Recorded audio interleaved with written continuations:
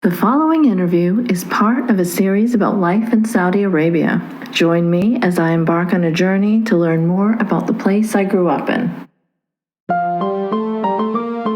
Make sure that that program doesn't contain controversial subjects and you're not impolite to people. Oh, definitely not, Dad. You know me. I'm never, ever controversial.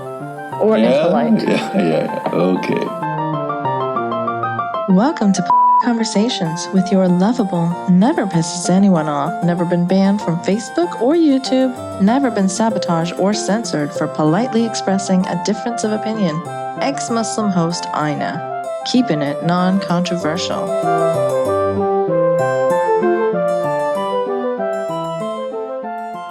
This is episode 26 and the third in my Life in Saudi Arabia series. I'm happy to have my good friend, fellow ex-Muslim and author Ali Rizvi with me here today. If you haven't checked out his book, The Atheist Muslim, make sure you do because it is things like that that bring about change. Hi, Ali. Hi, Ina. How are you? I am well. How are you? I'm good. How are you? I need to get you that frequent flyer card for polite conversations. I could go on for a long time. Yeah, you need to get a free coffee at the end of this. This is what, your third time on? I think so, yeah. Yeah, that's awesome. So you have a very similar kind of history to me, at least geographically. We have the same background. And always when we chat, I feel that we never get to focus enough on that because it's always so interesting to compare notes. Yeah. Right? And now this podcast is about life in Saudi. So let's talk about life in Saudi. I was reading your book and the first chapter was about your experience in school. Can you tell us a bit about that? The way that the book starts is it starts with a scene from when I was in fifth grade. So I was probably 10 or 11 years old at the time. And it was wintertime. I went to an American school in Riyadh. We had all our teachers were American. Most of the students were American. So we used to make snowflakes and elves and things like that out of paper, just like you do during Christmas time here. And our teacher asked us to make paper snowflakes. And, you fold up a piece of paper, you cut into it. You open it up and it's a snowflake and you decorate it with glue and glitter and the teacher put it up on the wall. And this is the sort of the anecdote that the book begins with. And that day, someone from the Ministry of Education in Saudi Arabia came to do a spot check on the school, which they used to do with the foreign schools at the time. And it was that day that he showed up and he saw the snowflakes. And I remember him getting really angry, and he asked the teacher for a pair of scissors. I mean, he said something in Arabic, but later found out that, he wanted a pair of scissors. She gave him a pair of scissors. He then went on to cut one of the points off of each of the snowflakes. There was just something about that. And it was pretty surreal because, it was a class of like 20, 10, 11-year-olds, just looking at this guy who's just absolutely furious seeing paper snowflakes and then goes ahead and cuts a point off of each one of them and then leaves. So, it's bizarre. And so we had this conversation in class and, that eventually a lot of us were wondering what the problem was. And then the kid sitting next to me, he turned around and he's like, oh, it's a symbol of the Jews. The Star of David, the Star of David has 6 points. So that kid instinctively knew what the problem was? Because I would just be confused for like forever if no one told me. A lot of people didn't know, but this kid somehow knew. And I remember he was another Pakistani kid. And he just told me, he's like, oh, it's a symbol of the Jews. I didn't know too much about the Jews at that point. But this was my first introduction to them. So it was pretty terrifying. Snowflakes. Right. Yeah. This guy comes in and it's such a, you have to disfigure their symbol. I mean, they're this dangerous, evil people that, you have to somehow, even this guy from the Ministry of Education, this grown adult, was threatened by snowflakes just because it represented the Star of David. So I thought, I was like, this is some pretty serious shit. I need to go and find out about this. So I went home and asked my dad. My dad was a university professor. He was very into, he's a big political, just loved international politics, and he'd also lived all over the world. So he brought down a map. We started talking. He told me about the history of Israel and Palestine and, that whole thing. And he brought down a map that we had gotten from a bookstore named Jarir Bookstore. I think their website's still online. I want to talk to you about Jarir Bookstore. Like, after you tell this story, we'll talk really? about Jarir Bookstore, yeah. I used to love that place. Me too. I loved that place. So it was in, sort of downtown Riyadh in a place called Olaya, a region, the part of the city called Olaya, and there was a mall called the Al Akaria Mall. And that's where one of the biggest branches of the Jarir Bookstore was. And we had gotten this map from there, a while ago.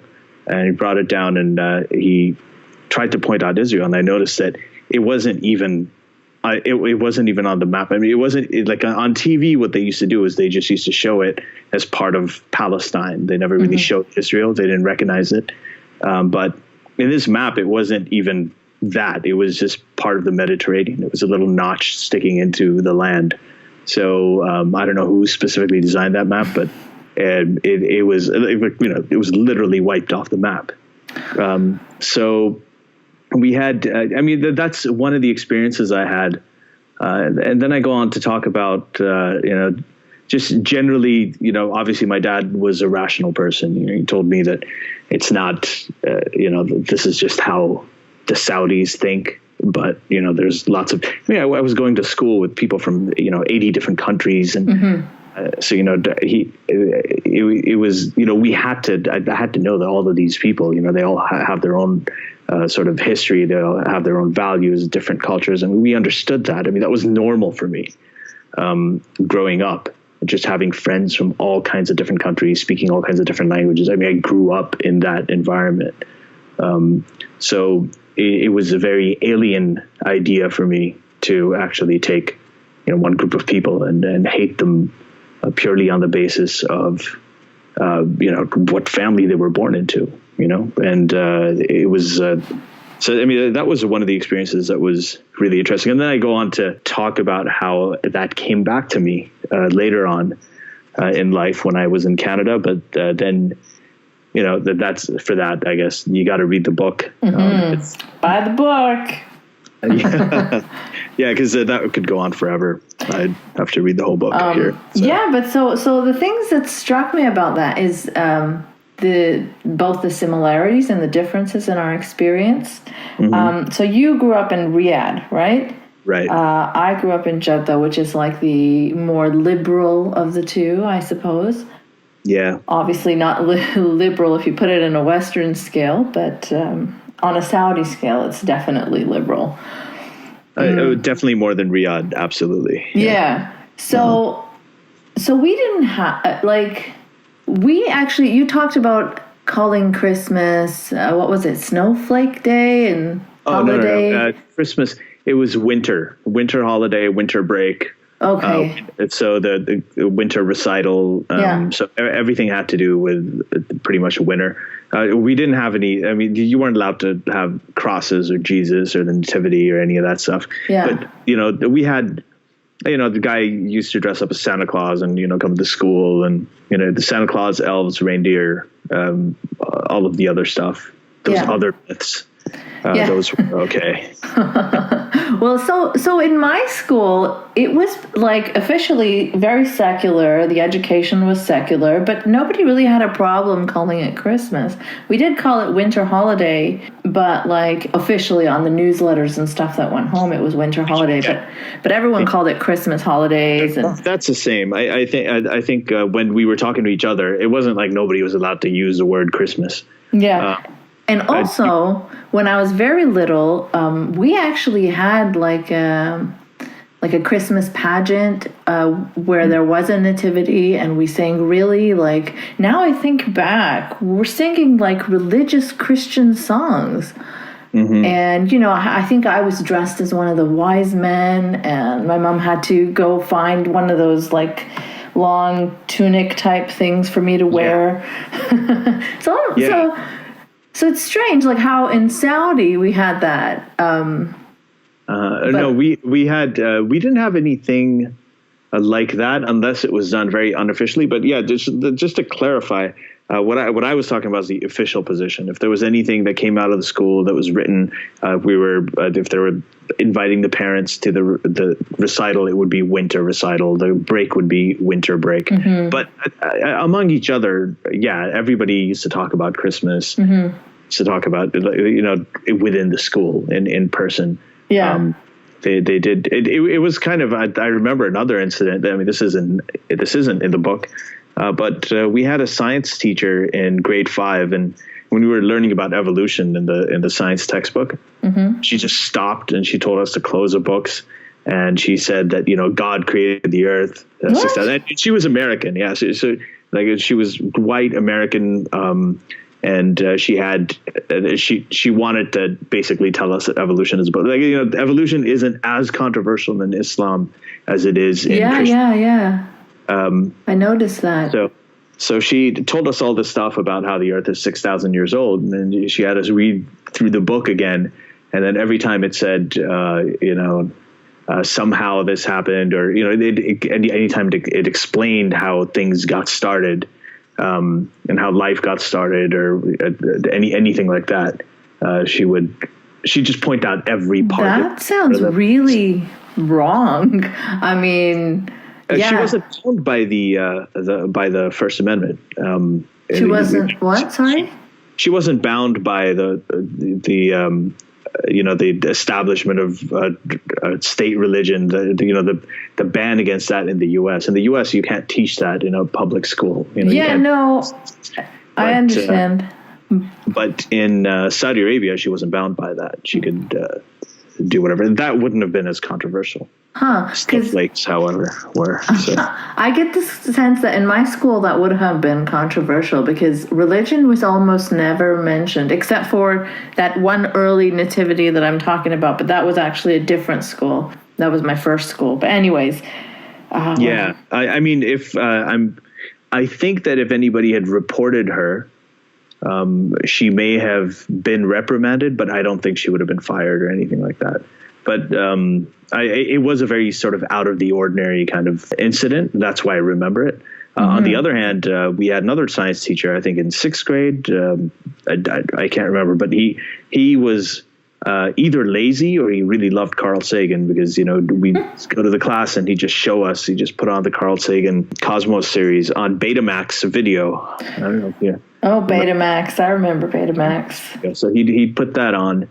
And then I loved that. That was amazing. And then, the Carl Sagan stuff, it's not like it is now where you can go home and check it out on YouTube or anything. Yeah.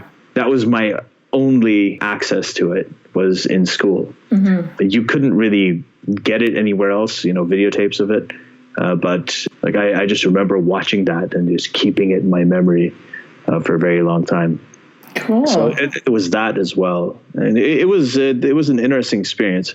When I think like you said, I think I heard your episode with Moody that you did. I listened to it this morning. And so, yeah, I heard it with the very first episode with the first Moody. Yeah. And she's a total hero. I mean, she's like brilliant, articulate. And I was listening to that and where you were talking about interaction with the Saudis. And that was pretty much the same for us, is that we were kept segregated from the Saudis. And, we had our own private schools. We had our own compounds. I, interestingly, lived on a Saudi compound. What? So I was not a Saudi compound, but it was an international compound that had a lot of Saudi people on it. Saudis were allowed to live in your compound? That's very rare. Well, my father used to be a professor at the King Saud University in Riyadh. So he actually worked he was one of the people who was called in to teach them. He was a professor of urban planning. And all of his students were Saudi males. It was a Saudi university. So the families of all of the professors and anybody else who worked at the university used to live in the King Saud University compound. And right? So we had matawas on our compound. We had, our swimming pool, our rec center, the swimming pool had male timings and female timings, and all of that stuff. My even going out of the house. I mean, not even in the local areas, even going out of the house. My mom, my sister would have to wear the abaya. In the compound? In the compound, yeah. Oh, that sucks. That wow, that's very different from our compound. Yeah. What compound, what company, or you don't have to say the company. Yeah, no, I can't say that. But what, you can't even say what compound you were at then. No, I can't tell you. But yeah, that's fine. But you can't. Yeah, I know you can't say it on the air. I can't say it on the air. I'm not as brave as you. But I'll just to explain to whoever's listening. The way that Saudi Arabia worked is they suddenly got really, really rich in the 70s. Because of oil, and there was OPEC, and they had a lot of people who were essentially Bedouins, and they weren't very educated. Suddenly they had all this money. They wanted to develop the country, and they didn't know what to do. So they had to hire foreign expertise because nobody within Saudi Arabia was qualified. So they got everybody from oil engineers to, telecom. I think Phillips Ericsson was there. Bell Canada was there.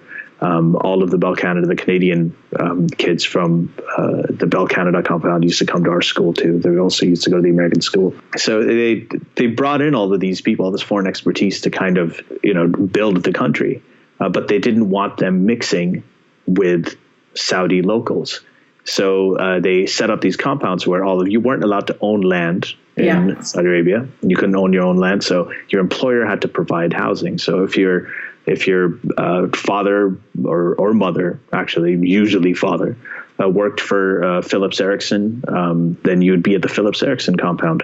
Yeah. And that's where, and while you were there, inside that compound, the Saudi rules didn't really apply. Exactly. So it was very different. Once you stepped out of the compound, you had to comply with the local Saudi rules. You had to wear the abaya. You had to, women couldn't drive and so on. Well, women usually wouldn't drive inside the compounds either. They did in ours in the early days. So things started changing in our compound.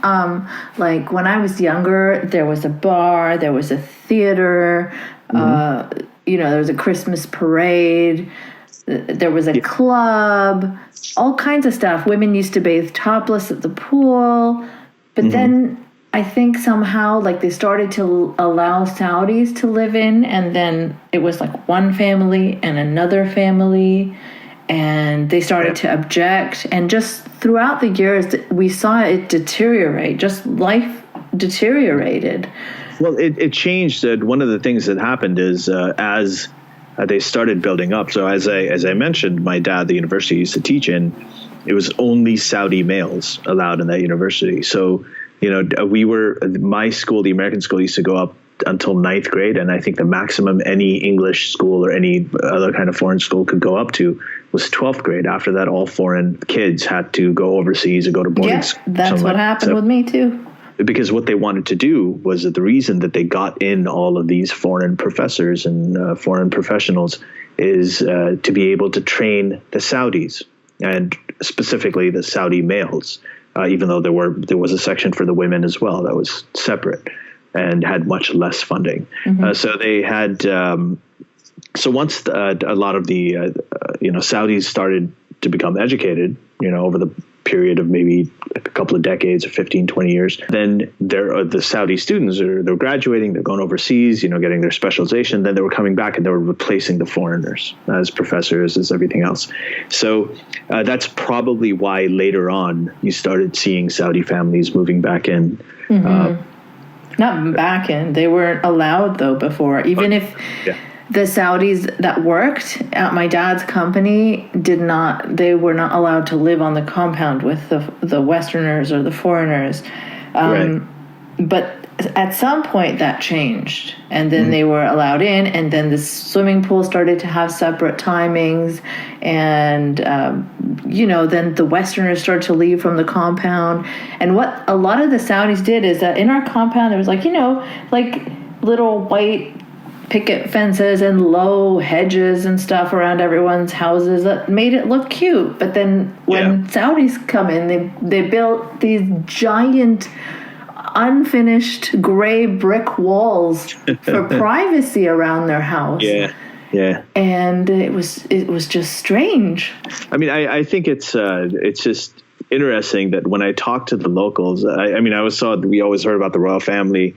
You know, they had a little bit of music on TV. At that time, they just had 2 channels for entertainment. One was in Arabic, one was in English. And, you know, they'd occasionally have music and stuff like that.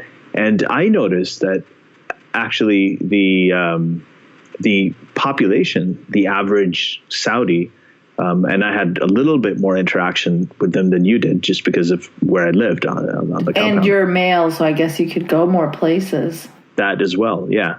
And they seem to be a lot more conservative, like the men and the women. I mean, they seem to. I remember once I was at the rec center and I was playing, you know, those what do you call foosball, the table soccer things, and we were talking about music, and I was talking to my friend about music, and we came outside, and these 2 kids, you know, they're just like taller kids. They came up to us. It's like, you know, why are you talking about music? You know, he's like, if you're in our country, you need to respect, you know, what we do. And then I remember telling him, like, but they have music stores there. These are the things that boggle my mind. They don't want you to talk about music, but they have like CD stores. Why? They do. They had tapes, and I mentioned that to him. I was like, not only do you have, you have tape stores, and you even have music on TV, right? But occasionally they would show music on TV. They would? On Saudi channels? On the English channel. So at that time... On Channel 2? So there was Channel 1 and Channel 2, that's it. Right. It was 5 Channel o'clock, 1. there was cartoons, and often they were interrupted by soccer, which was done with Arabic commentary, even on Channel 2, which was the English channel. So you'd wait all day for the fucking cartoons. It wasn't like today. Like kids today, they have like YouTube and channels upon channels, Netflix. We'd wait till 5 o'clock, till the cartoon started for like, I don't know, a couple of hours. But even then, sometimes if there was a soccer game, it'd be, you know, just interrupted. That's it. So you're kind of, I guess we're probably close in age, right? Yeah, I just dated myself there. I know you did. But and during Ramadan, it was great though, because, you know, they would start the cartoons a little bit earlier, and then, you know, during the iftar or the fast breaking thing, they had really good shows on. Full House. Oh. Yeah, well, yeah, that wasn't my favorite, but you know, they had. You're like the first Saudi expat that I know that did not like rush after iftar to go watch Full House. Like Full House. No, we did. I had my whole family used to sit and watch Full House. It was a very good family show. There was Small Wonder. There was, I think, at one point there was Punky Brewster, and they would show all of the shows Brewster. Like. And you would have an episode every day. They'd show them back to back, and there were no commercials. They were like a decade old when we got them, though, right?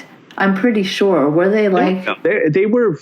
I don't think they were a decade old. They were, because I remember. No, they weren't. They definitely weren't, because I remember when, you know, the Challenger space shuttle blew up. So I just read this thing. I'm 41 years old, right? So I'm younger than you, Ali. Okay, of course you. I mean, like, I don't even know why you need to say that. It's obvious. When the Challenger space shuttle blew up, I remember watching an episode of Punky Brewster just like a week or 2 after that where they talked about the Challenger space shuttle in that episode. Okay, I was really young and did not notice any current events in any of the shows. So, when it comes to politics, I don't remember anything about those shows, but I just remember that Ramadan is associated with Full House for sure. Right. Yeah, it is. Ramadan. When you think of Ramadan, you think of Full House. Right. That's just like a Saudi tradition. And if you were a kid, like you're just starting to fast and you're starting to feel grown up, and then, you know, I remember that the very few times that I actually did fast, I was starting to like pray, I guess. It didn't last very long, but you'd rush through the sunset, the Maghrib prayer, because you did not want to miss Full House. So like, you're just like not even caring what you're saying, because Full House. Oh, we always made it. For us, it was tougher because we're Shia, right? My family was a Shia family, and our iftar is 10 minutes after yours. I think it's the Sunnis do it right at sunset, and the Shias do it after the sun has gone. Oh, I didn't know that. Yeah, so it's a full 10 minutes afterwards. So we almost always made it on time. But it was, we had to watch everybody else eat for. That sucks. Yeah, I know. What difference does the 10 minutes make? Like, these little things in sects of religions seem so silly to me. Like, religion is obviously silly anyways. Yeah, but it is. Yeah. Like, just compromise on that 10-minute thing, man. It's part of the. It's part of the whole self-flagellation. We like torturing ourselves. And Shia is like. They enjoy like a BDSM night or something? Yeah, so that's actually, pretty much, yeah. I mean, I'm going to piss a lot of people off with that comment, am I not? For the first time in your life, I know you're going to piss somebody off. I know, I don't know what that feels like. The one interesting thing, I guess, another place where our experiences would diverge would be the Shia thing, because the Shia are pretty much considered heretics. Yeah. By the Sunni, the Wahhabi and the Salafi orthodoxy there. So we had to do all of our. I talk about this in a lot of detail in the book. We used to do this thing called the majalis, majalis is plural. Yeah.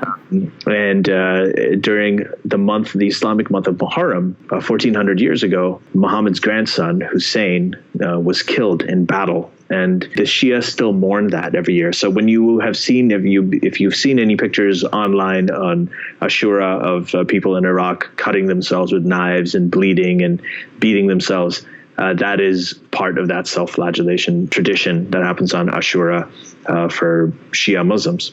Mm-hmm. So up there we couldn't do it, and most people don't really do the knives and the blood, obviously. So we used to basically have we used to have tapes of recorded like majlis, again, Betamax. We used to play it on a television set, and they used to clear out the floor, put sheets on it. Everybody would just sit down and listen. And, someone always had the remote control in case there was a raid, because, the Saudis would raid this stuff to see if there are any Shia practicing. Wow. And so you could quickly switch the channel, and you could just pretend it's a party, right? You could just pretend it's a get together and a dinner party, that kind of.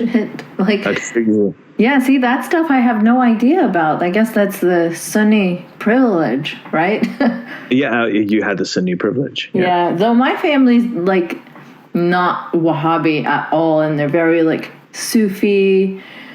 So there's a split in my family too between the people that got really influenced by life in Saudi, and they think this silly old school stuff from our family about being Sufi and spiritual and into music and shit is all so stupid, and we need to turn to the purer Saudi ways. So that battle's always ongoing, but that's... I think that happened. That's probably something that a lot of Sunni Pakistani families or Indian families, people who go there, when you're Sunni and Saudi Arabia is mostly Sunni. They probably look at it, a lot of them, as a pure form of Sunniism, and they start aspiring to it. Whereas with Shia, the Shia families, when we'd go there, we would know that these guys are different. Yeah. So we wouldn't want to become more and more conservative. Right. And that's why, Shias in Saudi Arabia tend to be a little bit more liberal, a little bit more progressive than the Sunnis do. That's another sort of interesting thing, because the way that Shias pray is with their arms open. So anytime if we went to the mosque, you'd be outed. Yeah. So another thing for listeners who don't know, the weekend over there is Thursday and Friday, because Friday is the holy day in Islam. That's right. So Wednesday was our it's a weekend. It's Wednesday. That was like the Friday over here. Right. Exactly. So. We used to Friday, we'd usually be outside, my brothers and I and my friends and stuff would be outside playing and riding our bikes and doing whatever. And then if the adhan went off, that's a prayer call for Jummah prayers, you had to go to the mosque. if you're walking around, that whoever was walking, any guy walking on the street would tell you to go to the mosque. Like in the compound too? Yeah, because you got to remember, like most of the people in my compound were Saudis. Right. Yeah. Like us and a few other foreign professors and their families. The majority of people lived at the compound. Yeah, like shops closed. Like there's some serious pressure put on people to go to the mosque. Like the shops close. I remember like going shopping outside the compound, and you get there and the fucking prayer call goes off, and all the shops shutters close, and then you have to wait for a goddamn hour. Yeah. before they open again. So that was really inconvenient. It is, because, especially if you're in the middle of a meal or, something like that. I mean, there were some places that would actually let you stay during prayer time. Yeah. Unofficially. I remember that. But it's just, you have to time everything according to that. To the prayers, yeah. Even now, though, I have some more conservative relatives. You're like, okay, so they invite you over. They're like, you're like, what time? They're like, oh, well, after Isha. And we're like, well, what in the fuck is that? Like, we don't fucking know. Yeah. Give us a time. Yeah. It's, it was weird. And, but, it's all that I knew. To me, that was normal. And I grew up there. And I think that, being in the American school was, like, going there, that was a whole different world. And then being part of my family, which is like a Pakistani family, and all my parents' friends who were from all over the place, even their, mainly Pakistani and Indian friends. And they tended to be more progressive. And that was a whole different world. And then you had, you going out into the city, and that was conservative Saudi stuff. And that was a whole different world. So it was sort of existing in three different contexts. And I kind of talk about in the book, I talk about what I was doing, during when 9/11 happened. Mm-hmm. Yeah, I read that part. Yeah. So it was interesting to me that, when I was, I was thinking about these Saudi hijackers, all these, young people, and that I talk in the book about all the textbooks that they read. And from first grade, I mean, they have stuff like, anybody who doesn't believe in Islam is going to go to hell. They're taught that in primary school. When they're in high school, their textbooks say that, the jihad is, it's the goal of every Muslim, and to go to heaven and die in the way of God is a goal of every Muslim. So, I mean, these are things that they're not only taught in school, they're actually made to memorize some of these. Yeah, this sounds horrifying. Right. And these things that I'm quoting to you, and that I talk about it again in more detail in the book, these are actually from the reform textbooks after the U.S. put pressure on Sunni. Right. Yeah, I remember you mentioning that. So this is them improving it and making it more right. Making it less hateful. Right. And I just think that, when I, that one spot check that he did, the snowflake thing, that terrified me so much as a kid. That guy, the Ministry of Education guy, he's actually writing the books, and he is drafting the curriculum for what kids there read. And they grow up with this stuff every single day. They're programmed to hate infidels. And that when you live there and you see that around you, it really, it hits you. It makes you wonder, because I put myself in that situation. And I guess I'm skipping this one part in the book where I talk about years later, after that whole snowflake incident, when I met the first person I had ever met from Israel who I knew was Jewish. I had this really weird reaction. It was almost like a fear, and my body tensed up like a fight or flight reaction. And it was completely unconscious. I knew it was completely irrational. I was very annoyed with myself. I even started thinking weird things like, but I love Woody Allen movies, and Einstein was a great scientist. I was telling myself all these stupid things just to prevent that break, and it was so involuntary. And if I could have that kind of reaction, then what could someone have who's grown up just like learning hate? Yeah. Right. So for someone for whom every day is like that day I had with the snowflakes, what is, what's going through their minds? Mm-hmm. And I thought of that when I saw these hijackers who went in, because I mean, Saudi Arabia having grievances against the U.S. I know the U.S. has propped them up, and there's a lot of human rights abuses that they've committed against their own people, like the imprisoning women and everything. But at the same time, they're also super, super rich. They had one of the top 20 per capita GDPs in the world. At that time, they had pretty much unconditional U.S. support. And contrary to what a lot of people think, the public in Saudi Arabia is actually a lot more conservative than the government. Saudi Arabia is not really one of those countries, and with the exception of really brave people like Moody, most of the people that we interacted with that were Saudi were actually they didn't like the fact that their royal family was so liberal. They didn't like the fact that there was music on TV. They didn't like like I told you that incident. The guy was telling me not to talk about music, and I told him, I was like, you have tape stores, and they didn't like that. A lot of the local Saudis did not like that stuff. So they actually felt Saudi Arabia was like way too liberal for them. They thought that the monarchy was way too liberal, and it wasn't true. And again, I mean, I've heard, right? So the monarchy itself is like un-Islamic, right? Because it's supposed to be a caliphate or whatever. Like they erase any mention of anything to do with monarchy just so that you don't think about it, or whatever their objective is. They muted like the word royal and king and prince in cartoons. So yeah. I think that there probably are changes now with the internet and with people, being exposed to other ideas, social media and everything. But at the time, I was actually surprised by this, that I actually did find that the majority of Saudi people, local Saudi people that I interacted with on that compound, living there for, I don't know, close to a decade, the girls and the boys, they just seem to be a lot more conservative. Wow, that's not something I was aware of, but that makes sense. Yeah. So, and it is strange. I mean, I think you've talked about this a lot, how, there are a lot of women themselves who want to put their daughters in burqas. Yeah. And there are a lot of, in Egypt, there's interviews all over YouTube of women who want to, circumcise their own daughters. Like FGM, it's something that they defend.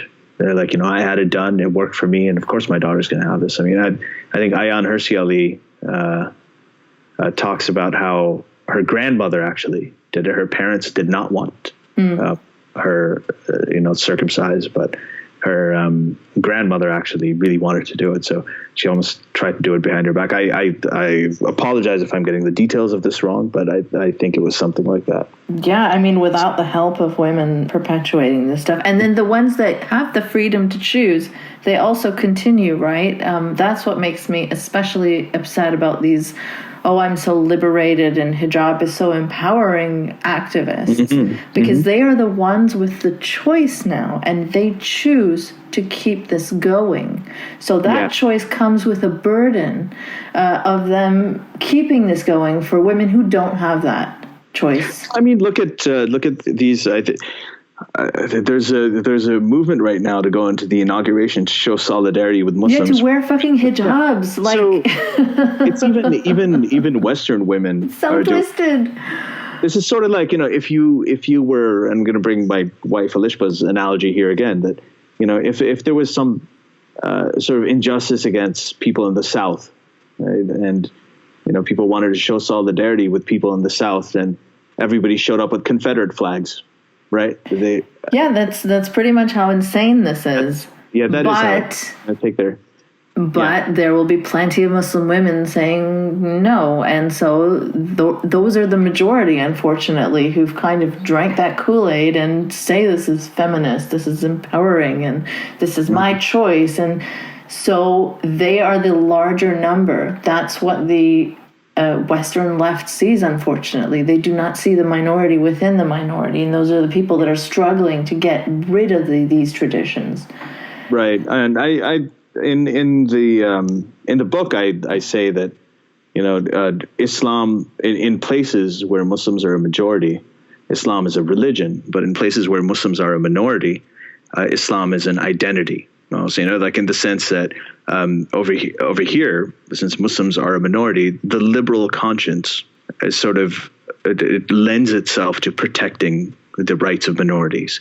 And so what they do is they protect the right to wear hijab, the choice to do that. And in that attempt... Well, you can protect the right to wear it without praising and glorifying it. It's they don't separate the two. So what they do is when they protect the right to wear it, they inadvertently...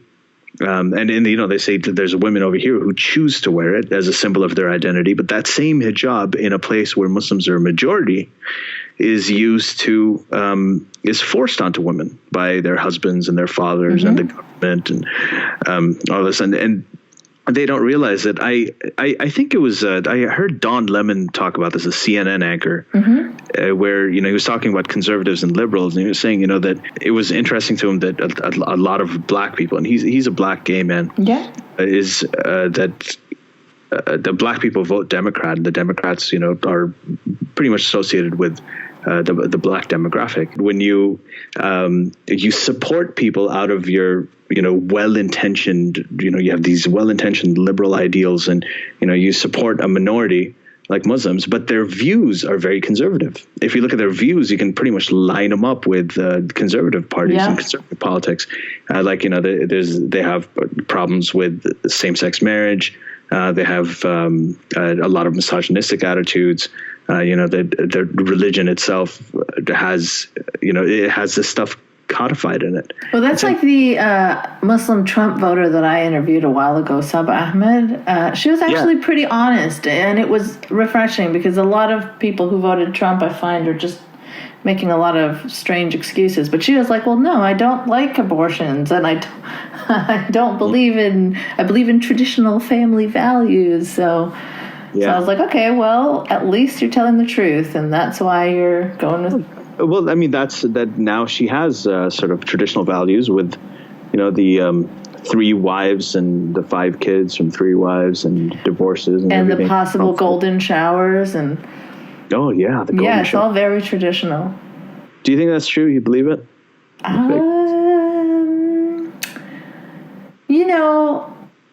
It's very funny, and that's really what matters. I don't know. I talked with Dan Savage about this a bit. You know how he talks about him being a germaphobe, so that somehow proves that it's not true? Yeah. I thought it was pretty weird he picked up on Hillary going to the bathroom and pointed out that it's disgusting. It kind of shows me that he's got he's noticing piss or... I think you bring up a good point. I mean, I doubt that it's true. I mean, if the Russians have this information on him and everything, I mean, we're never going to know, even if it is. Yeah, well, I don't know, yeah. But it's just the idea that this guy has gone out and he's just taken some whimsical story from the National Enquirer talking about how Ted Cruz's father was possibly at the assassination. I mean, he goes out and he tweets this stuff. Right. Look, he thinks CNN is fake news, but he's happy to give an interview to InfoWars. He's happy to take InfoWars seriously. It's insane. Yeah. A lot of Trump supporters tend to be more susceptible to fake news. I mean, generally than others are. So I guess I don't know if that's an opportunity. I'm certainly not going to take it, but. There's it could get really, the whole fake news thing is a huge problem. Yeah, it's a huge problem. It's definitely a huge problem. I have a friend. I guess what I was going to say was that he thinks that the Democrats should start using fake news against the people who fall for them, because they tend to fall for it so easily. So they should just seed all of this other fake news. Well, did you see that guy who fed the Prison Planet, Paul Joseph Watson dude, a fake story about BuzzFeed and CNN trying to release something 24 hours before, 48 hours before, and all the guy did was just direct message this guy this InfoWars guy, and say, I work for NBC, I can't say more, and here's the scoop, and the guy just like printed it.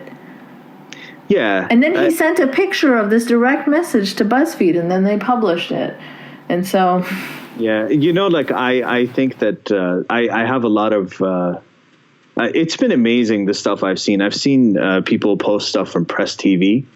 Press TV is Iranian state-owned television. That is like the Iranian theocracies. That's Khamenei's own channel that he runs. And Press TV, it's an English channel. It's kind of like Russia Today, which is pretty much like Putin. Putin owns that. So, people are posting stories from this stuff. And there's Trump supporters posting stories from Press TV. And I always respond with this one Press TV article that is my favorite by far, is when the Haiti earthquake happened, they blamed it on U.S. military exercises. Like the U.S. military caused the Haiti earthquake. What? Yeah. You just Google it. Just Google U.S. military, Haiti earthquake. Well, they are powerful. If they can cause earthquakes, damn. I know. So it's there's all of these stories, and people just put them up all over the place, and it's amazing. I actually have a lot of trust in the mainstream media. I think this whole thing of mainstream media becoming first of all, it's not a monolith. And it's also not comparable to like these crazy sources that you're mentioning and InfoWars, like people who try to equate the two, like, oh, there's fake news everywhere from all sides. It's just ridiculous. You can't make that comparison. You can't. And I've written for CNN.com. Fake news. Fake news. And I was saying stuff that is actually, even for stuff that's really obvious, they were rigorous about having me provide sources. So, like I sourced the article pretty well, but I mentioned somewhere that they still amputate limbs for theft. Yeah. And they wanted a source for that. And they didn't just want any source, that they wanted something that was credible. So, they went back and forth, and they're very rigorous, even their op-eds, to make sure that there's no sort of factual inaccuracy. And I've been through that process. I think that people who've seen... well, how can we trust you? I mean, you write for a fake news place, so... I'm also a Zionist agent. Well, yeah, that and a stealth Islamist, or else you're not doing it right. Well, the Mossad and the CIA, at least they pay you. Huffington Post doesn't. So that's the... I'm still waiting for my checks. I know, we would be so rich. Yeah. If we had the that. Islamophobia industry, hasn't paid me anything. Hasn't. I wanted to say, just getting back to Saudi Arabia and this whole Islamophobia thing, and the way that people are there versus here, and the Western left especially, is that Raif Badawi is a hero for everybody right now. He's in prison, and for those who are not familiar, he's a blogger. And he is pro-secular and pro-liberal, and he started a website called Saudi Liberals, something to that effect. And they threw him in jail, and they sentenced him to 1,000 lashes for insulting Islam and for starting a liberal website. So he's still in prison, and he has written a book called 1,000 Lashes, where a lot of his writings and the stuff that got him into trouble has been translated. It's a fantastic book that everybody should read. And he has a lot of supporters in the West, who want him out of prison for free, and he's got supporters that are conservative, that are liberal, everything. The problem is, if he does come here and he says the same things, he'd be called an Islamophobe. Yeah. Like well, the man got lashed for this stuff. Like, how can anyone with a straight face call him an Islamophobe and protect this, It's the same ideas, like the stuff that he does, the criticisms he puts forth. If he was living in somewhere like in the U.S. or in Canada or in the UK or one of these places, they would call him an Islamophobe because he has the same. So that's what's interesting about this stuff. That if you are a liberal in a Muslim majority countries, and you are fighting for liberal and secular values, right? And you're essentially fighting against your Islamist government, and the Sharia is their constitution, and so on. So you're actually criticizing the religion, the same religion that Muslim minorities in Western countries are given protection for by Western liberals. So that dichotomy is really interesting to me, and it's unfortunate too. Yeah, I try to think of it like this, or explain it to a Western liberal like this, if they don't already understand, is that in Pakistan, Christians are a very persecuted minority, but my views on Christianity don't change the second that I'm in Pakistan. Like, I still would make fun of it, and I wouldn't be offended by someone making fun of it. You can tell when someone's goal is to be anti the minority. So in Pakistan, if like a religious Muslim came and said, whoa, Christianity's so fucked up and so violent, and so you can tell the difference between someone just saying, well, this belief is nonsense because it doesn't make sense, and well, let's target this minority, right? You can see that with people who hate Muslims too, and those who only want to focus on Islam. Like, to the extent that if I ever in like 10 days tweet one thing about Christianity, it's like, whoa, but what about Islam? Like, I put up a picture of my Christmas tree, and some dude was like, well, isn't that convenient that you can mock Christianity, but you'd get a death sentence for it if you tried to... You're talking about Twitter, right? Yeah, not real life. And no, but if you were hanging out with people like Robert Spencer, who called me a left fascist today, left-wing fascist, I imagine that's what you'd get. Like, well, but what about Islam? You always get that thrown in your face. I just don't hang out with those people in real life. That's going to happen all the time because Twitter is like this one. There's only so much you can put in one tweet. I mean, you're not going to put like disclaimers like a pharmaceutical commercial, right? Where they always have these disclaimers at the end. Well, yes, Islam sucks. Yes, Islam sucks. But right now, I would like to tweet about Christianity. I know you can't do that. That's why I think that I do go into my notifications on Twitter, but not very often, just once in a while. It's good for the sanity. Will say that. I mean, now I think it's time to go back and start talking about to zoom out and start talking about faith in general, and just this idea. I mean, you have this glamorization of faith. Anybody, if you're a Christian, you're a believing Christian, and you think that having faith in things that are unseen because you can feel them or whatever. If you can fall for that, if you can actually believe as an educated adult that virgins gave birth and this guy was resurrected and he was nailed to a cross and that there was a talking snake, and if you can believe all of that stuff, why would you not believe Alex Jones? Why would you not believe all these other conspiracies? This stuff is related. It's not about and when you glamorize faith as a virtue, when you glamorize believing things without evidence as a virtue, you're actually inadvertently supporting the exact same argument that jihadists make. They believe something because they just believe it. So faith itself is toxic. Believing stuff without evidence is toxic, and we need to go back to that conversation, and that includes Christianity. I mean, people talk about evolution. Well, not believing in evolution isn't going to kill anybody. Well, yes, it is. If you completely take evolution out of the school system, and you have people going and doing science degrees and going to medical school, not understanding how evolution works, there's entire phenomena that work according to like antimicrobial resistance. Yeah. Since Sunni antibiotics are useless now is because bacteria evolve that just terrifies me so much.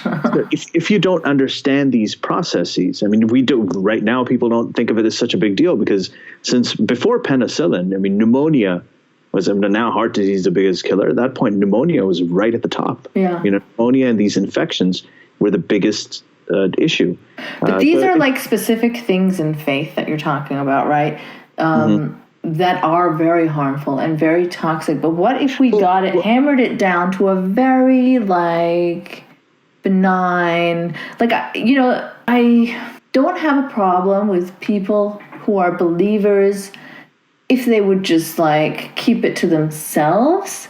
Like some people are on a mission to deconvert everyone. Right. I don't think that's a realistic mission. Yeah, I don't think that is either. And it's weird. People ask me about my book, and my book specifically, I say that this book, the purpose of this isn't to deconvert anybody. It's basically to tell the story about, a whole bunch of people like this who exist, who think this way, and to tell you what caused my deconversion. Yeah. So that people can think whatever they want. But the reason, and I actually think that, even the benign stuff has if you, an analogy would be, protecting the rights of Muslims here, wearing hijab in solidarity. I mean, this could look on the surface, it could look really benign, but for those who know what the implications are underneath the surface. But that's not the idea of protecting Muslims isn't faith-based. That's just liberal values getting messed up. But I was talking specifically about, about wearing the hijab and solidarity and everything as part of that sentiment, right? So if you have, I think it is similar. Even the benign stuff, when you talk about having faith, and you talk about people who believe, and this is just my faith, this is just what I believe. It's important for them to acknowledge that is not a rational path to take. I mean, there are people who, because faith is just toxic. I agree. We can't lend it any credibility. We can't glorify religion. We can't say we should respect it. I agree with all of that. But I'm just not on the path to deconvert everyone or, just say, well, your religion is stupid. Like, I was there when I was like a younger non-believer, I think, an angrier one. And I think there is a place for it, definitely. But here's an example. So I was having a conversation with a Muslim woman who hosts interfaith events, and she was agreeing to possibly host Satanists at one of her interfaith events. And I thought that was so cool of her. So I'm having this really productive discussion. This is also on Twitter. But then one of these atheists comes along and says, oh, what about your stupid religion or something like that? And I'm like, okay, well, here we go. Yeah, I agree. Religion is stupid. Her religion is stupid. Islam is bad. But this is not the conversation I'm having. I'm trying to see if we can make an interfaith event happen with Muslims and Satanists and Christians. No, I agree with that. I myself don't do that. I think what we're talking about is the way that you approach people. I mean, you have to, and my whole book is about this. It's about how to, setting the stage for a conversation is sometimes more important than having the conversation itself. That's one thing. It's one thing to go up and say, well, your religion is stupid, and it's, even if it's true. But it's another to just talk about the idea of faith in general. Say that, if you have, just talk about how irrational it is. Yeah, I think that absolutely. I'm on board with that because there's already way too much respect given to religion. But yes, there's a time, a place, and a way to do it. Yeah, and when people talk about goals and they talk about, well, this is what we got to do with immigration policy, or in 2050, most of the people in the world are going to be Muslims. Every ex-Muslim I know has Muslim parents. So, it's just this idea that just because, there's a demographic, they're going to breed and their kids are going to be the exact same way. Yeah. That assumption, it's problematic, and we can change that. And the reason and the way that we change, I think what's more important than the goals and the destinations is the process. And the process is to teach critical thinking skills, is to tell, you have, if when we talk about immigrants coming in and all the risks and all of that, I mean, there are things that we can do with young people, with young Muslim people, one of the things that we can advocate in Muslim communities. And now I think... Well, that's what I like to work towards, right, with the picture books and stuff. But no one with power really stands up for that, because once... it's exposed as being Islamophobic, then that's just it. No school board, no teacher, no one really wants to touch it with a 10-foot pole. But that's going to change. I mean, I'll tell you, I was actually really surprised to see, when we're talking about mainstream media, I was surprised to see that the CNN actually covered this story, the Saudi women. The Saudi women, yeah, but they had some trouble with that. But I'm glad that it ended up happening, yeah. They did, and when I heard her talking about it, talking to the media, there are actually 4 Saudi girls who were actually daughters of Prince Abdullah, or King Abdullah. I used to call him Prince because when I was there, he was a prince. And they're under house arrest, and I think I read about that. TV. One of them was like starving or something like that. It was just horrible conditions. Yeah, and one of them actually, Jawahar, I think she's the youngest one or the second youngest one. She went to school with my sister, and she's friends with her. And I knew some of her other friends as well. And I actually did an interview. I still have the interview. It's I taped it, and I was going to actually write it up into an article. But there's just people who don't want to. They're just not receptive to it, and I might bring it up now. But I saw that CNN article, on the Saudi women. Then I saw in The Guardian, there was a great article about a slacker Muslim. It was like, I saw you tweeted that, yeah. And there was also an atheist from a Muslim background. By the way, can I say that I really love the title of your book because it pisses people off on both ends of both ends of the spectrum. Like it pisses off Muslim bigots and it pisses off anti-Muslim bigots. Like you can't be both. You can't be both. You can't be an atheist Muslim. What is this? Well, every time somebody says that, it makes my publisher really happy because that is what. That's what they want to do with the title. They want to have that they want to drive that reaction. But I was going to say the same thing that I was actually going to talk about the book is that this last week, the New York Times reviewed the book. Mm-hmm. And the reviewer was Kareem Abdul-Jabbar. Which is so cool. Right. And he's Muslim. He's a practicing Muslim. He's a practicing Muslim. And if someone had told me that he was reviewing it before, I would not have expected a good review. But I could not have even imagined like the kind of review he gave the book. I mean, he really loved the book, and he's a believing Muslim, and that made me think. I'm like, there is something happening. I mean, this is not the kind of thing that you would see in the New York Times or CNN or the Guardian, bringing out these stories of people who are ex-Muslims. But it's happening. Well, here's the thing. I think when I was reading your book, I could sense, like, throughout whatever I read, was that it was coming from a place of compassion, not hate. Mm-hmm. And you have to earn the trust of people that you want to impact. So having that really hateful approach towards Muslims, which I see a lot of people, even some with legitimate grievances that, so many of them are so ultra-conservative and so ultra-orthodox, how can I relate? And they're homophobic, and then they start, quoting the Pew polls at me, and I get it.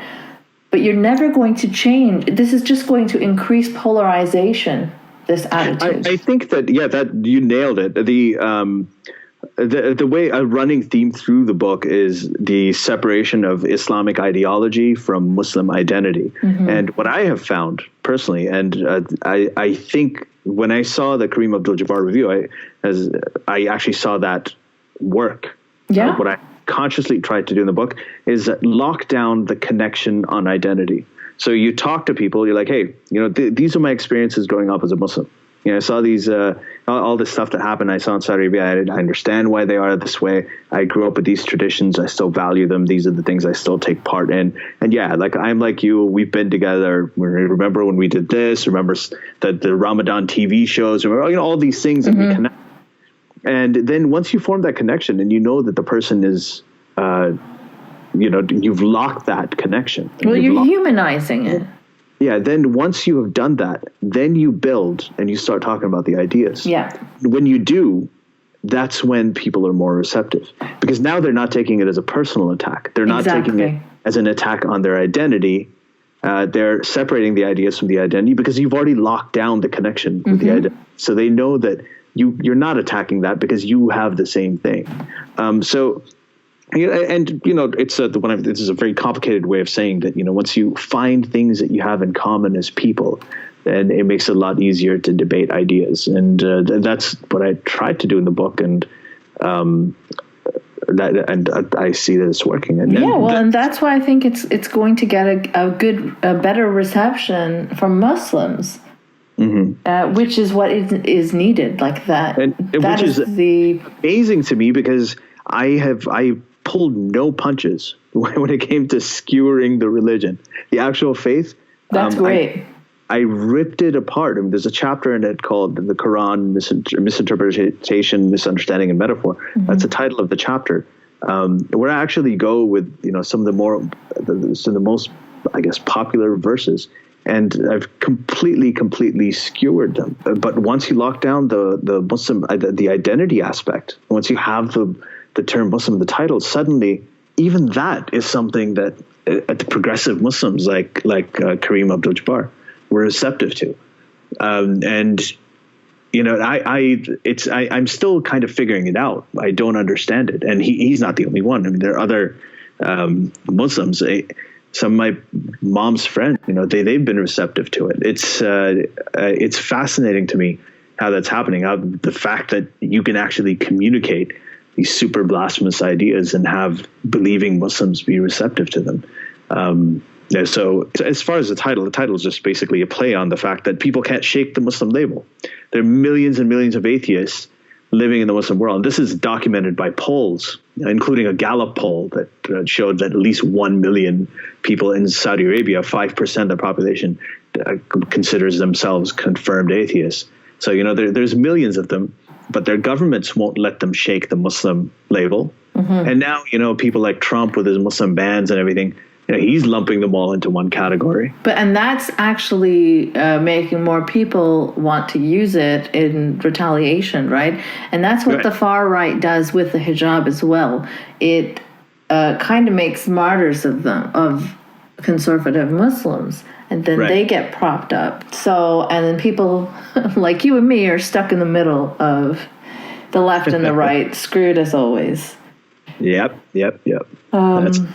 But yeah, so let's talk about Saudi Arabia again before you run off into the night. Yes, that's what I do at night. Is I run off into the night. I just wanted to right now. Yeah, the atheist Muslim man flying around with a cape. Right, with my guthra. Oh, that's thobe. Right, your thobe. Yeah. But Jarir Bookstore, man, I loved that store so much. When I moved to Canada, I never found like a stationery store that was comparable because, Saudi Arabia has its strange luxuries as well, right? Like in the middle of this horrible theocracy, there are some things that are just... Yeah. Yeah. Like a little haven. It was an oasis. Yeah, so it was like an art store, a stationery store, a bookstore, but it was like, I don't know what it was like in Riyadh, but in Jeddah it was... Yeah. It was 3 stories high. You could get like a shopping cart, and it had these fancy gold wrought iron staircases. Everything was so ornate, like overdone, like Donald Trump style. The Trump Tower. Golden staircases, golden showers. No, okay, let's go. And you know what's funny? Speaking of golden things, this whole anti-America sentiment that you hear about coming from Saudi, right? But the adopting of American brand names is something that always struck me as so strange, because even in the holiest of places where a Westerner is not allowed to set foot, the first thing you would see when driving into Mecca, and we went quite frequently only because we lived 45 minutes away, and all our relatives would come and visit us and ask us to take them. So hooray, I got to do a lot of mini pilgrimages. But yeah, always you'd see, before anything else, is the golden arches of McDonald's in the distance. And then you see the mosque. When I was younger, actually, there was no McDonald's and no Coca-Cola. Oh, and that was a Jewish conspiracy. I remember that. Yeah, McDonald's and Coca-Cola were owned by Jews, so they didn't have that. That was the rumor, at least. I don't even know if that's true. I remember hearing that, and then one day we got Coca-Cola, and I remember the first time I actually went to the U.S. and it was on vacation. We went to Disney World. So my dad took us all. I was 12 years old. And when I came here, because I used to go to an American school, and they all used to talk about McDonald's. Oh, wait till you have McDonald's. McDonald's is the best. And I was a kid, and I just wanted to have McDonald's. And I remember, because that's the one thing we didn't have there. There was no Coke. It was all Pepsi or Bibsy. Bibsy, yeah. Say that there's no P in Arabic, right? It's Bibsy. I want to bark my car, things like that. So I have a theory that the original name of Saudi Arabia was actually Saudi Arabia, and because there's T, it'd be Saudi Arabia. Yeah. Oh man. Anyway. I don't know whether to laugh at or cry at that, but well, you can laugh. It's okay. It doesn't. Okay. Yeah. I feel so bad for like liberal Saudis, right? Because that's the one country that everyone tends to generalize and make fun of and say it's so barbaric. But I'm sure there's like a handful of people that are there that are like, I am not like that. Please don't group me in. No, I mean they know. I think I know. But I feel bad for them. Right, they can't shake it, and this is what I was. You guys can, like, the listeners can go and Google this. It's a Win Gallup poll that actually shows that the 5% of Saudis consider themselves confirmed atheists. And I was wondering about this because there's all these on Saudi TV. There was a recent clip on Kuwaiti TV.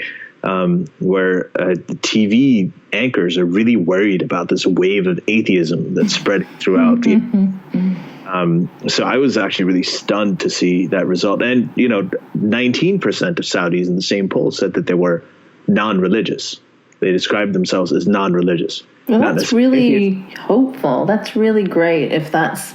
And imagine how many more are just too scared to think or say. So... Yeah. But for perspective, in Italy, that number of non-religious is 15%, which is less than Saudi Arabia. And in the U.S., the number of confirmed atheists is also 5%, which is equal to Saudi Arabia. It's the same percentage. I don't know. That just doesn't sound right to me. You know what? When I saw the poll, it's a recent poll, it didn't sound right to me either. But then I look at all of the mail that I'm getting. People send me pictures. I've got this guy sent me a picture of 2 copies of my book that he smuggled into Saudi Arabia. I saw that for the compound library or something.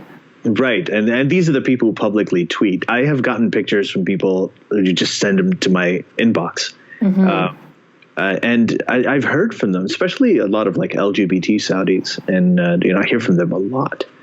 It's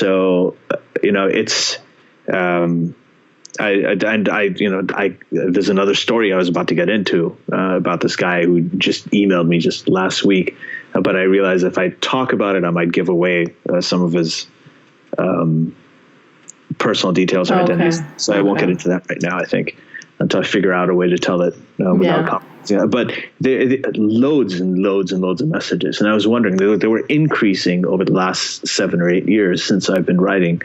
And it completely, and I was thinking, that this is, all of this stuff, there's got to be, the numbers are so high.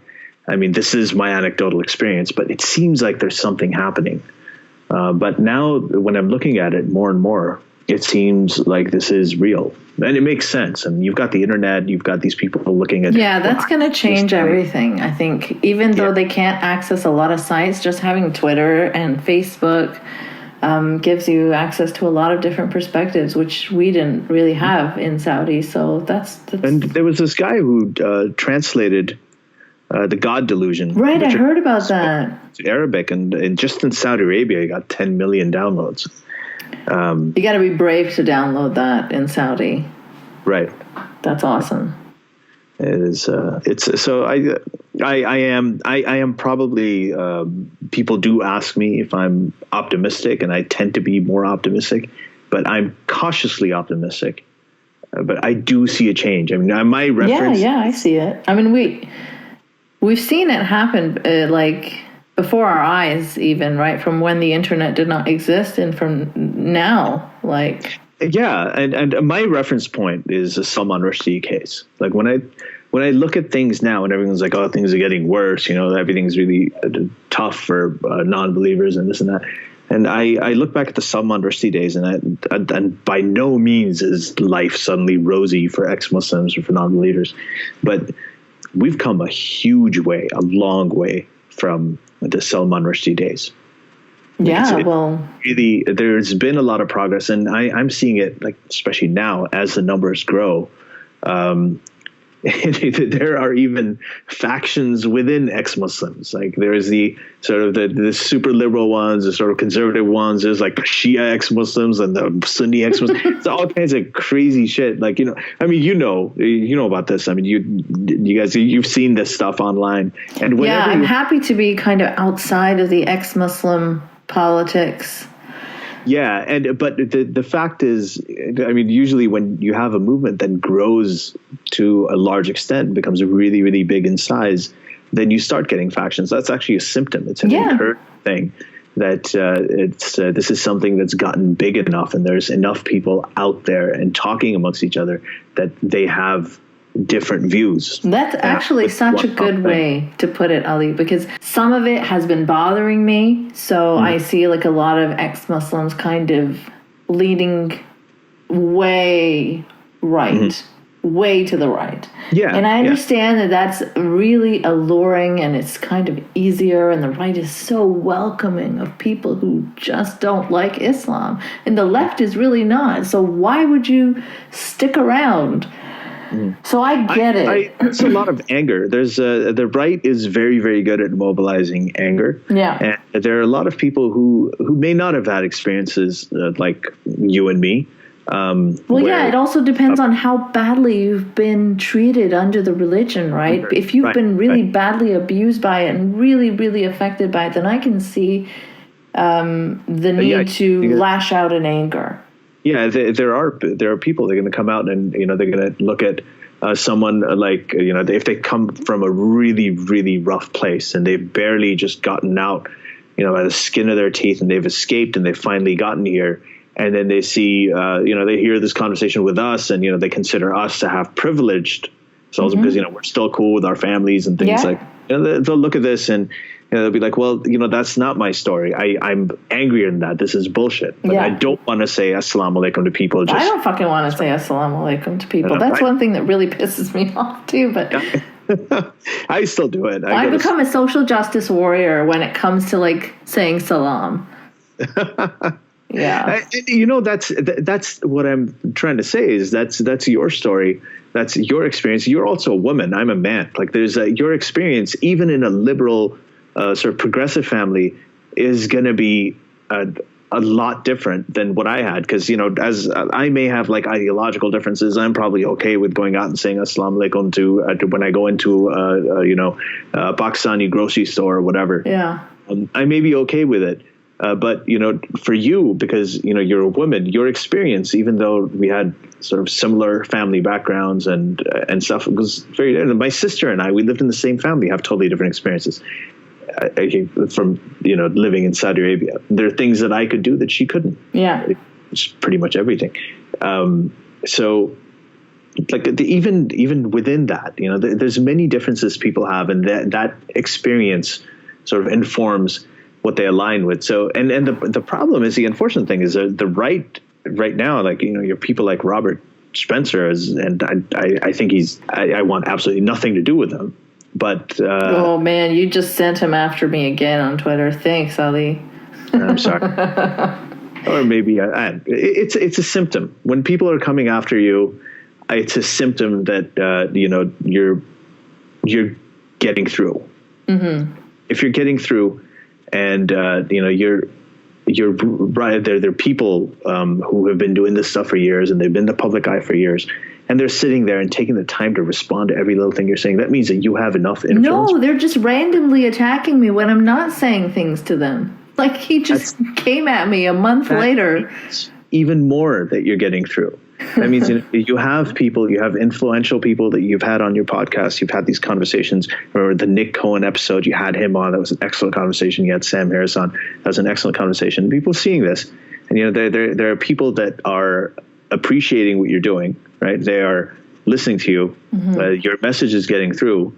So, and this is what it is. What I was going to say was that, the right so far, the only people who actually had some sort of avenue for these people coming in who were very angry, the left needed this alternative. You're part of that. That differs from them. You're kind of encroaching on their territory, and it's working. Yes. Because it's working. You're getting these people who attack you, and that happens. I mean, it happens to me all the time too. I just don't. I don't have that. I just can't go into my notifications often. I can't do it. Like it just it's way too time consuming, and the world I've seen outside Twitter is it's so much better. And it's more significant. It's more representative. I mean, Twitter is a very, very different animal. So I do look at it that way. So I've talked to like ex-Muslims sitting in Pakistan who are like, I have to pretend to be Muslim this Ramadan and I cannot eat, and I'm here like terrified that they'll find me out, so I'm praying, and I understand how painful. I mean, I can't even fully understand, because in my family it's always been like, well, I go to my parents and tell them, well, this is bullshit, and then they get a little bit annoyed at me, and then we argue a bit, and then that's it, whatever. But I have never known that kind of fear of my own family, so I'm very privileged in that regard. But then I see them, they're like, well, Tommy Robinson is a hero. Tommy Robinson, don't let any more Muslims in. And I'm like, you're the one that wants to get out of there. Like, that includes you. So we'll agree on Tommy Robinson. I don't understand the appeal. I don't think he's consistent. I think he's very articulate when he goes on talk shows, and then after that, his actions and everything just are not consistent. Well, that's the thing, right? He's great on some of his speeches. I've talked to him. I've advocated for him, but it's not. I remember you told me, but I think that when you were talking about, you're not going to go up and tell people that your religion is stupid. So is what I do is, when people are aligning with people like Tommy Robinson or people like Robert Spencer, I like to engage them. I engaged him, yes, and I think I might have convinced him. So sorry, continue. Instead of looking at what they're saying, I try to do this actually all the time. Instead of looking at what somebody's saying, I always look at why they're saying it. And the reason that they're saying it is because they're coming from this place that's really angry. They're coming here, they're not seeing any of, we're sitting here, Ramadan and Full House, it was a great moment, and they don't have that experience. Yeah. And so they're looking at someone like Robert Spencer, or they're looking at somebody who's more right-wing, and they think that, okay, this guy's right, and I'm going to go with him, because they don't have the alternative. And they're looking for a voice. They're looking for a community to belong to, too. And that's the reason they're saying what they're saying. So if we do provide them, if, people, especially liberals, provide them with another door, that they can open for them, then I think they will come around, and I've noticed it personally. I mean, I think it just takes some time, right? It does. You start off very angry, and then it sort of peters out, and then you start thinking rationally again. When you're coming out of an abusive situation, you can't expect people to think rationally. Right. But I just like to show it in the sense that, in the West, some people on the left have been in very bad situations with the Western right. So that is their main enemy. So they'll ally with anyone to combat that enemy, even if that is like the Islamic right, as bizarre as that may seem. If it's pissing off Fox News, if it's pissing off Christian conservatives, they will get in bed with Islamists. And so these people are in Pakistan who want to get in bed with far-right Westerners like Tommy Robinson. They're doing the exact reverse thing. So they're allying with another type of far-right, just to piss off their far-right. And so there's a lot of this. I think it's just a process. We'll go through it, and you're right. This is a symptom of success. That there are options. Yeah. So that's a great way to put it. Thank you so much. Like, that's a great optimistic note. And once you start thinking of it that way, that all of the other stuff and the little responses and little exchanges here and there all over the place, they start having less and less meaning. And you realize that the reason that everybody is responding, getting so riled up to you, is because of the message you're putting out. So you don't want to get derailed into like responding to all these people. You want to continue with the message, the one thing that was riling them up in the first place, right? So, and I think that's a very, very important thing to do, is just stay focused on the big idea and the message, because their goal is to drag you down and get you into the minutia. And if you didn't live your whole life wearing abayas and going through all the shit that you did in your whole life to come here and then, talk about, just argue with well, at least I didn't, the little eggs on Twitter. Anonymous Those fucking Twitter eggs. Oh, they're the worst.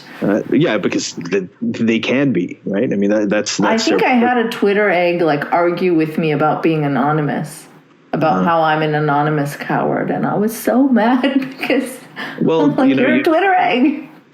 So that's the thing. You're not going to be able to explain that to somebody. I know.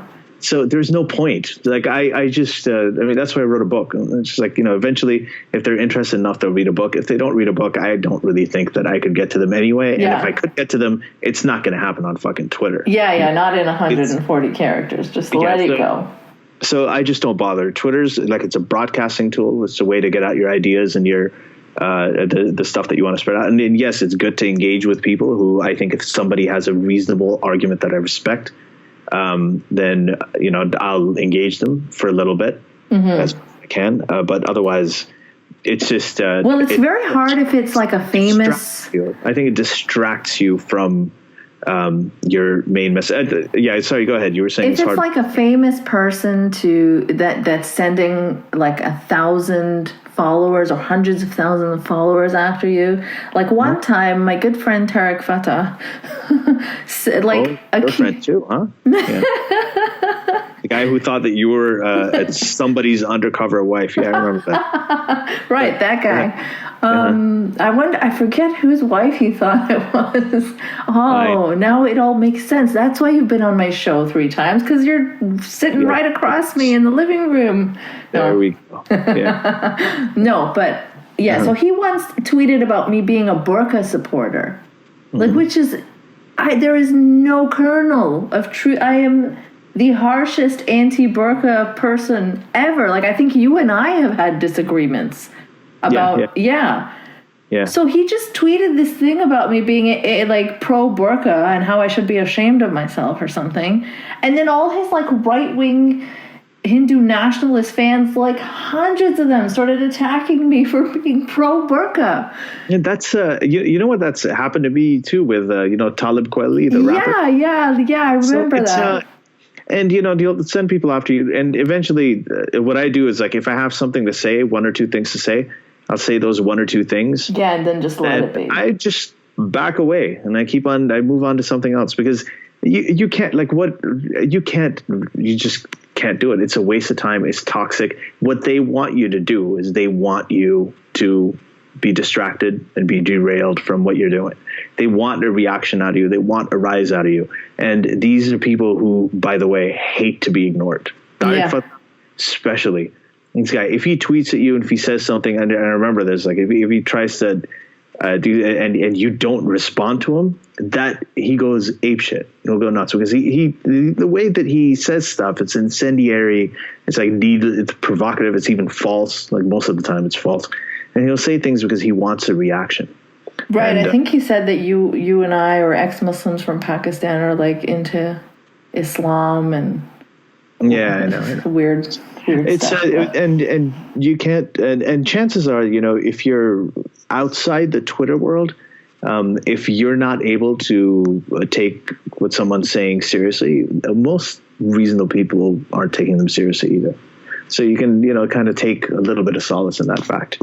I've been doing this for a very, very long time, and especially the work we do, it just comes with the territory, and you just got to be able to navigate it with a cool head. You got to be able to respond to the stuff that merits a response, and not react to things. Yeah.